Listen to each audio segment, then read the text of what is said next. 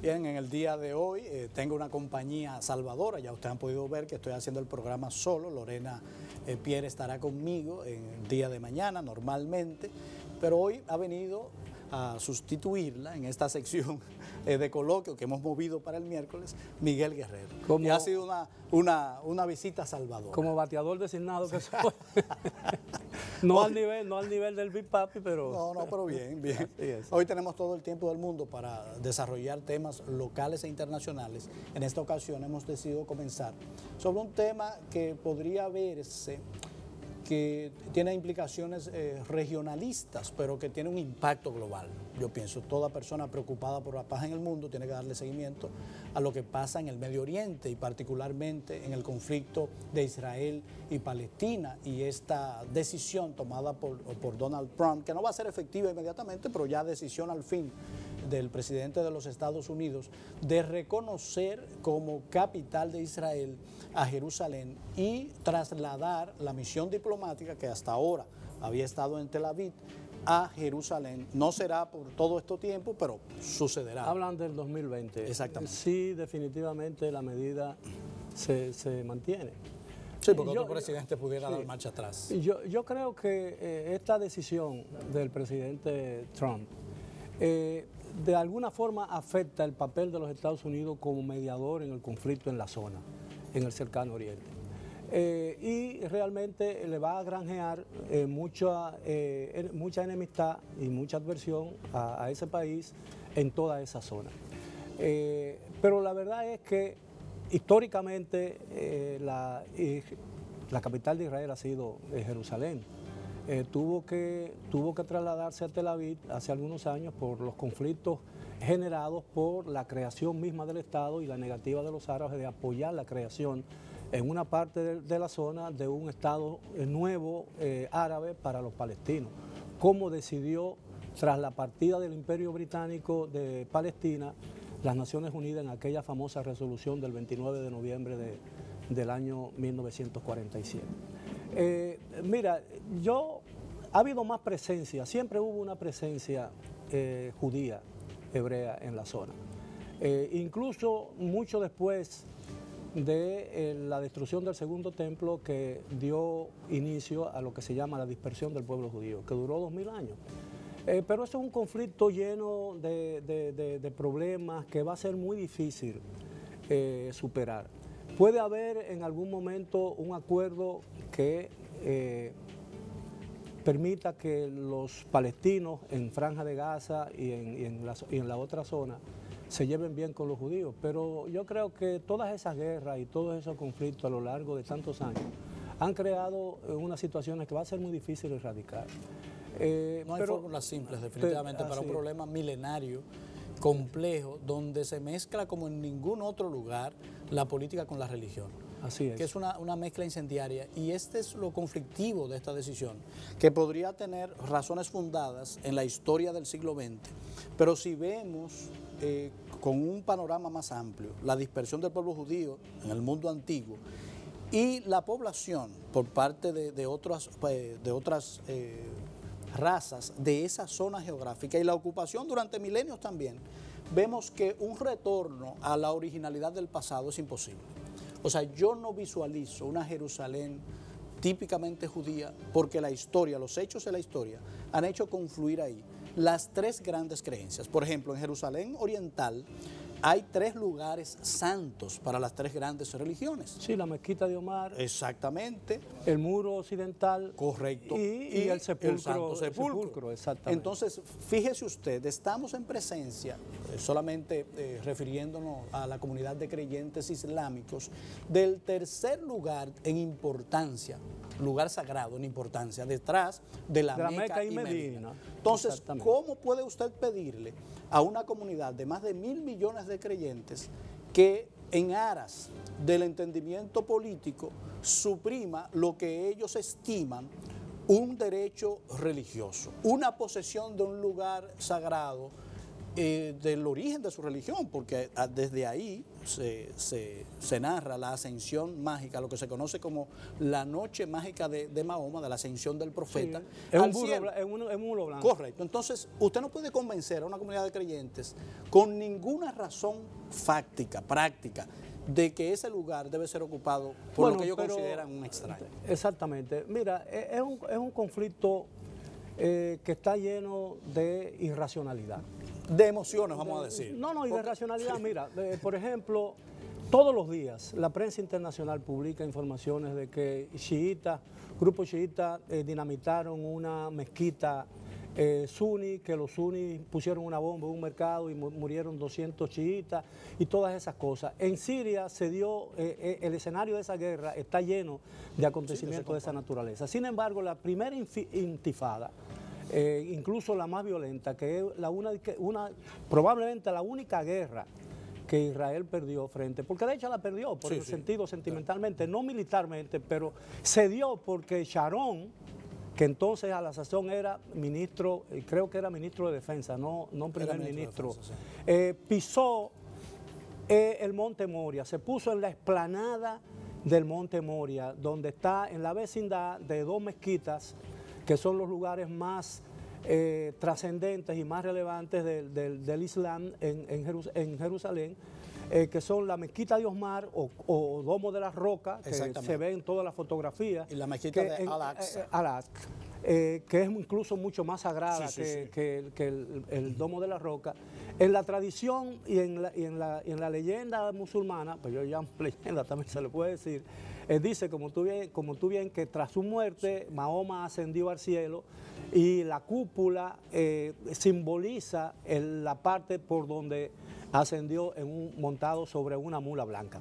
Ahora, el hecho de que un vecino, como un oficial vecino, pisara esa explanada, desató una guerra, te das cuenta y te da una idea del sentimiento y la irracionalad del conflicto. Pero para entender por qué ese vecino pisa. Pero quiero decir eso, hay que haber estado en Jerusalén para ver de qué yo estoy hablando. Es decir, el Monte Moria, donde está la explanada, está arriba, colinda, es la parte superior del último vestigio, el vestigio o el muro que sobrevivió a la destrucción del segundo templo, que dio inicio a la dispersión del pueblo judío. Y allí abajo, frente a ese muro, que ya ennegrecido por el tiempo y los elementos, los judíos piadosos van y depositan un papelito y su deseo y rezan de esta manera, moviendo el cuerpo hacia adelante, pidiéndole a Dios, dándole a Dios gracias por la oportunidad de vivir hasta ese día. Pero hay otro componente milenario, Miguel, que hay que ponerlo ahí, en ese gesto de Charón, y es que en el Monte Moria, de acuerdo a la tradición bíblica, ahí fue Salomón sacrificó a su hijo. Exactamente, el sacrificio a su hijo que fue pedido por Dios. Entonces, miren qué cargado de simbolismo está un pedacito de tierra. Entonces, por eso yo digo que el unilateralismo no es posible ahí. Yo me identifico mucho con la posición del Vaticano como solución a este conflicto, declarando Jerusalén una especie de capital global y manejada por un fideicomiso multinacional, porque la verdad es que no se le puede otorgar a ninguno. Bueno, pero yo pienso que si se llegase a un acuerdo político que le pusiera fin a la hostilidad y a la rivalidad árabe-palestina, yo creo que ese tema pasaría. Pudieran convivir. Podría pasar a un segundo término. Mira, para que se tenga una idea, y esta es una anécdota que le puede parecer un poco ofensiva a mucha gente, yo me lo voy a permitir, no como un endoso de la anécdota, sino simplemente como una anécdota, ¿no? Dicen que en una reunión de Asamblea General de las Naciones Unidas, cuando ya Palestina participaba como observador en la Asamblea General, el delegado israelí, cuando le tocó hablar, dijo: yo quiero, antes de pronunciar mi discurso, hacer una anécdota sobre Moisés. Y comenzó. Cuando Moisés llegó a la tierra prometida, encontró un río, el Jordán, supongo, y decidió bañarse. Estaba cansado y sudoroso. Se quitó la ropa, lo puso sobre una roca y se bañó. Cuando salió, no encontró la ropa y dijo, un palestino me la ha robado. Y el delegado palestino dijo, pero nosotros no estábamos ahí todavía. Y dice, confirmado quién llegó primero, quiero ahora pronunciar mi discurso. Cayó un gancho, porque el palestino, si conoce la historia antiquísima de su pueblo, pudo haber aducido que ellos estaban primero, porque algunos teóricos asocian la Palestina actual, el palestino actual, al antiguo filisteo. O sea, bueno, pero y los filisteos, todo el mundo sabe, en las historias bíblicas, que estaban ahí y entraron en guerra con ese pueblo judío que había sido un pueblo venido, ¿verdad?, a esa tierra prometida, un pueblo invasor. Pero los árabes llegaron a la zona en el siglo VI de la era cristiana. Sí, árabes como tal, pero realmente, o sea, tú sabes que las mutaciones que tienen las denominaciones son increíbles a lo largo de 200 años. ¿Cómo no será a lo largo de 3000 años? Sí, eso... Entonces yo pienso que el debate de quién llegó primero es como el del huevo y la gallina. Sí, claro, yo lo puse como una... No, pero es bastante graciosa. Yo creo que el problema, más que mirando hacia el pasado, debe resolverse mirando hacia el futuro. Mira, el problema... Haciendo un corte. Mira, el problema es que los palestinos no tuvieron la oportunidad de decidir con relación a esa famosa resolución que cambió el curso de la historia en el Cercano Oriente. Y los palestinos están hoy luchando por un derecho que poseen de estar ahí como un Estado, y yo soy partidario de eso. Están luchando por lo que desaprovecharon hace 70 años. Es decir, yo escribí un artículo la semana pasada con relación al 70 aniversario de esa resolución, donde cuando ellos ganaron en el 2006 las elecciones en la Franja de Gaza, los palestinos, Hamas, el grupo radical que venció a Al-Fatah, que es la cabeza de la Autoridad Nacional Palestina todavía, Al-Fatah, fundada por el líder histórico de los palestinos, que es Yasser Arafat. Bueno, decía el viceprimer ministro de Al-Fatah que el problema era que el triunfo de Hamas atrasaba el proceso de concertación de un acuerdo que permitiera la creación del Estado. Porque la facción radical irreconciliable. No, entonces decía, el Hamas está donde nosotros nos estábamos hace 35 años. Sí. Es decir, ese es el problema. Los atentados. Los palestinos son gente muy creativa, posiblemente lo más creativo de todos, son gente inteligente, trabajadora. Ellos pudieron, si hubieran aceptado, si se lo hubiese permitido, si los países árabes de la zona hubieran permitido que la resolución se cumpliera para la creación allí de 2 estados, los palestinos hoy fueran un país muy moderno, progresista, y estuvieran conviviendo con Israel en un clima de paz. Desperdiciaron una gran oportunidad. Eso decía Abad Porque ahora sucumbe, la solución de 2 estados con esta decisión sucumbe, porque hay una realidad, el poder político actual en Israel no cree en la solución de 2 estados. Bueno, entonces ya con esta decisión yo creo que sucumbe. Por eso pero yo no estoy de acuerdo con ese punto. Es decir, el hecho de que Israel solamente... El problema de Israel es que Israel no tiene frontera segura. Israel lo que tiene es línea de armisticio, que se dio primero en el 56, después de la guerra del Canal de Suez, cuando los ingleses y los franceses atacaron y entraron en guerra con Egipto, cuando Nasser cerró el Canal de Suez a la navegación internacional, que afectaba los intereses petroleros de esas 2 naciones y el comercio internacional.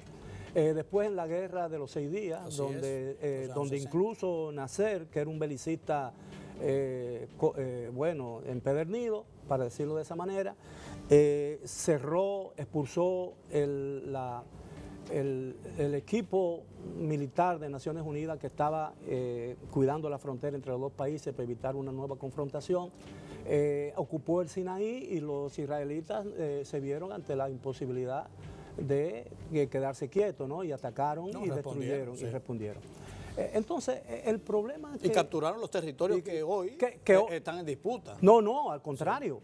En la guerra del 66, los israelitas ocuparon el Sinaí. Incluso descubrieron petróleo en una ciudad cerca del Canal de Suez. Se lo devolvieron a Egipto por un tratado de paz.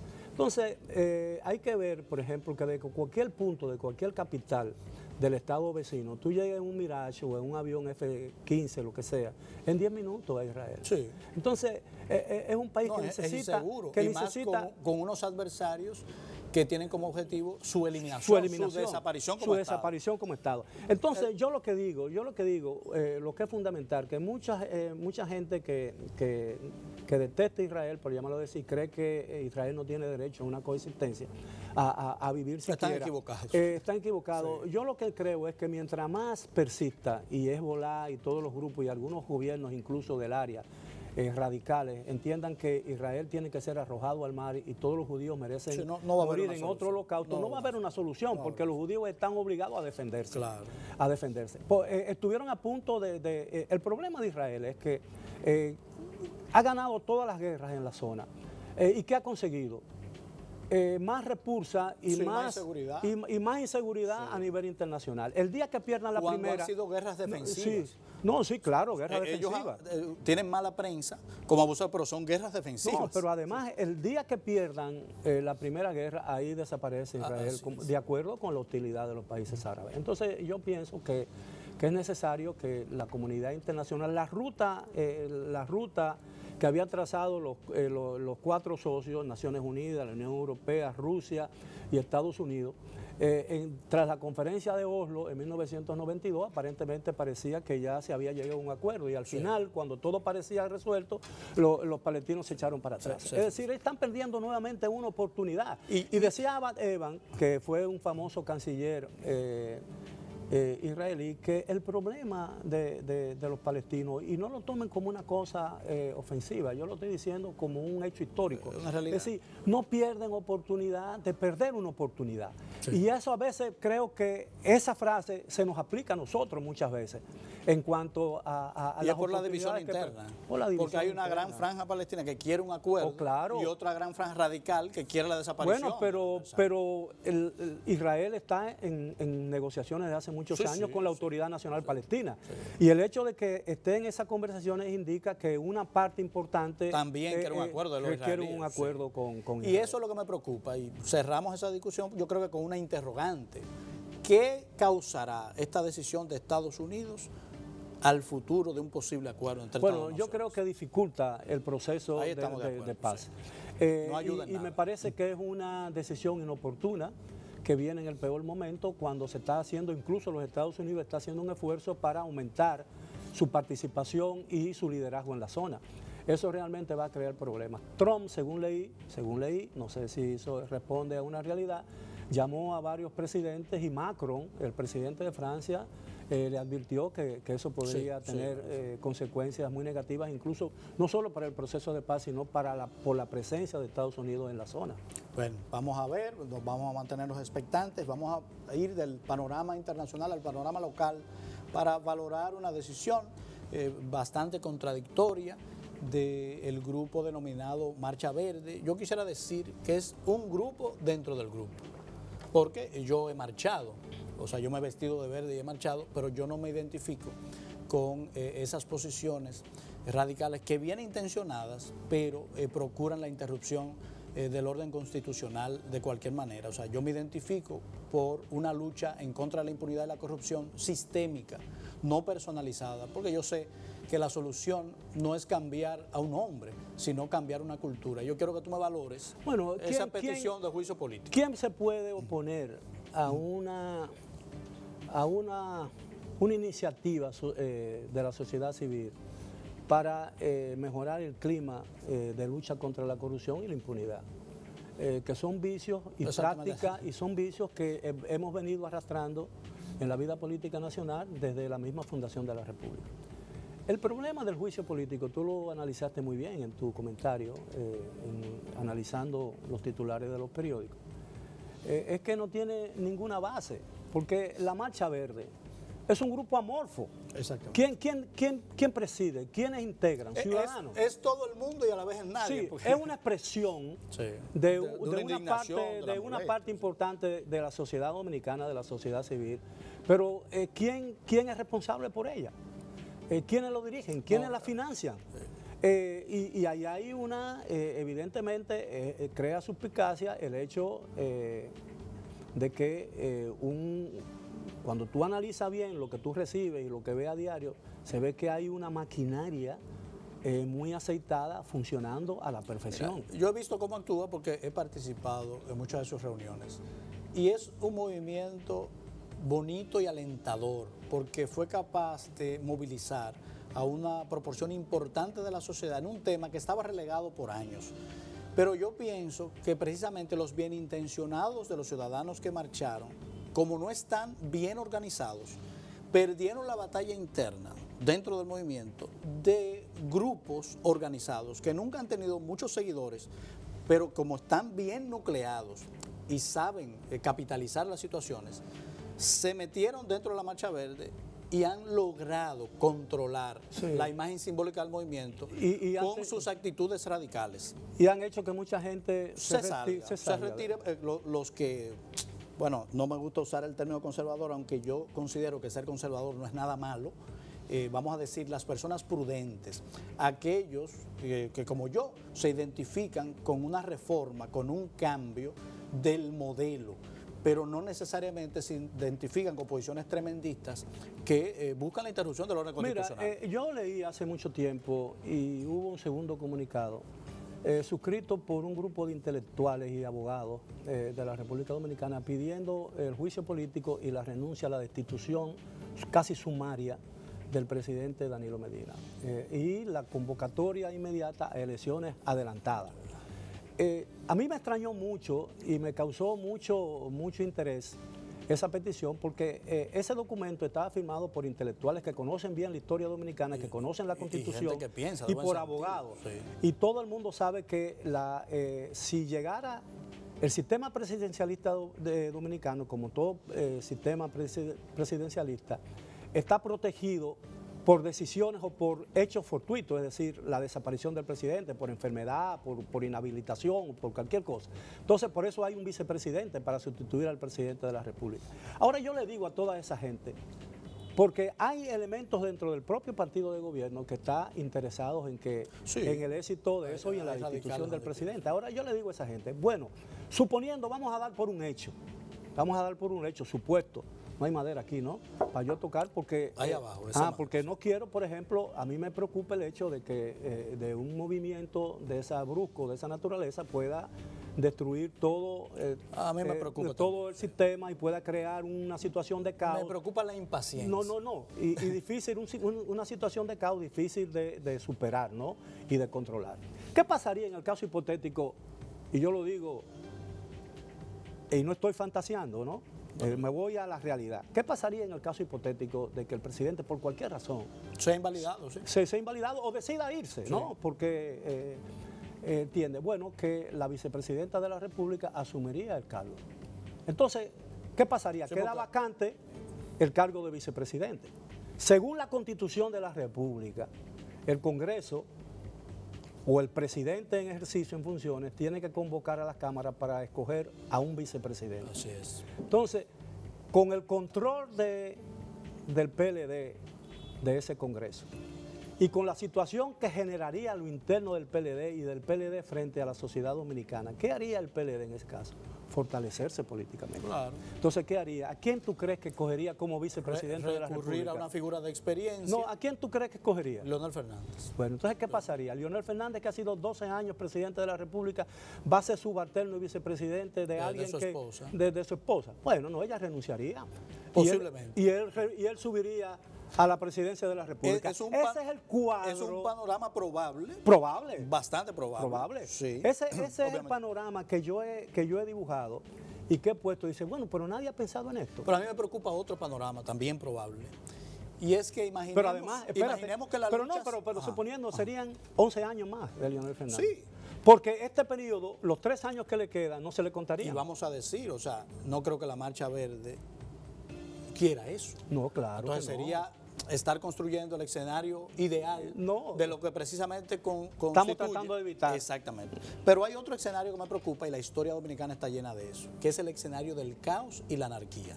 Imagínate que prospera esta petición que haya un vacío de poder y en la situación de enfrentamiento de liderazgo que haya, cualquier loco, haya una imposibilidad de decisión. Surge un loco. Entonces, como pasó con Isidro Bordas, sí, a inicio del siglo XX, que no era un candidato en lisa, pero Horacio Vázquez y creo que Ramón Cáceres no podían ponerse de acuerdo, y entonces el tercero en discordia, bueno, pues Isidro que vaya, sí, claro, se pusieron de acuerdo. ¿Y qué pasó con Isidro?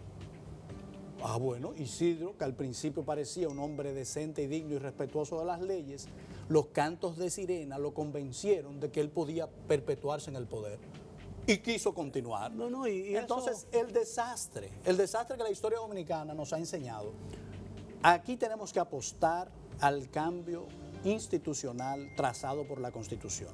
Usted puede ser adversario del PLD y adversar al presidente Danilo Medina. Hay razones suficientes para hacerlo, críticas, pero hay una sola manera de sustituirlo, que es a través del voto. Entonces, la mayoría del pueblo dominicano va a unas elecciones y entonces deposita su voto. ¿Qué ha pasado en la República Dominicana?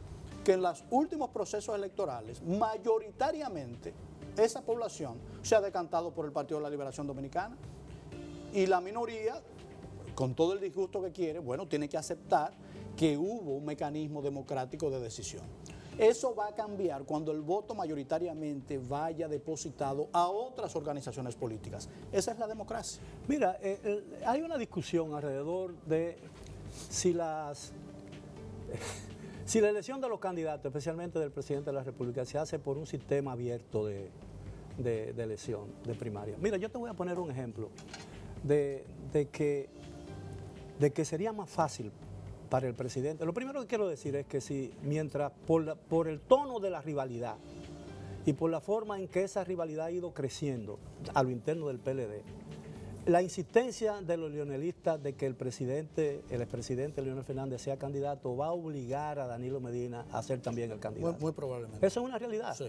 ¿Nos sí, guste o no? Sí, no, porque no hay otra opción. No hay otra opción. Es decir, desaconsejable. Por ejemplo, a mí personalmente no me gustaría ver otra vez una asamblea revisora cambiando la Constitución para permitir un tercer mandato, claro, porque mira, otra vez el desastre de la historia. Claro, pero lo que tú estás diciendo... Horacio que entra al mar y va a entrar al mar. Yo lo puse que sí, la insistencia me recuerda Leonero que entra al mar. Sí. ¿Entiendes? Entonces...